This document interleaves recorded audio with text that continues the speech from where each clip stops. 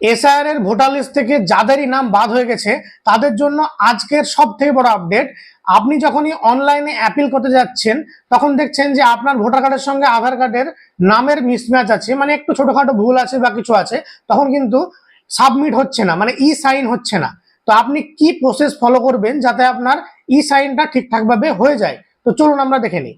প্রথমে আপনাকে যে কোনো একটা ব্রাউজার ওপেন করে এই যে ওয়েবসাইটটা আছে এখানে চলে আসতে হবে। আপনাকে ওয়েবসাইটটা ওপেন করার পর আপনাকে আপনার মোবাইল নাম্বার হোক বা যে কোনো একটা মোবাইল নাম্বার দিয়ে আপনাকে লগ ইন করতে হবে।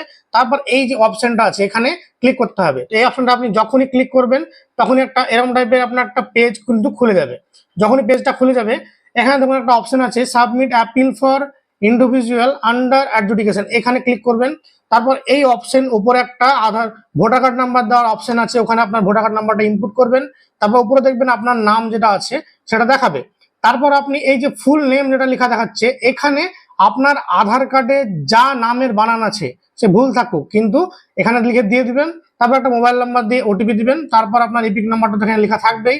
তারপর আপনি যে যে ডিটেলস যেগুলো আছে এগুলো ফিল করে আধার নাম্বার দিয়ে ই সাইন করলে আপনার অন্তত অনলাইনে অ্যাপিলটা করা হবে। এবার যদি ধরুন আপনার আধার কার্ডে আর ভোটার কার্ডের নাম যেহেতু মিসম্যাচ আছে সেই জন্য কিন্তু অ্যাপিলটা আপনার হবে না। যদি আপনি এই প্রসেসটা ফলো করেন তাহলে কিন্তু আপনার অ্যাপিলটা অন্তত আপনার অনলাইনে হবে।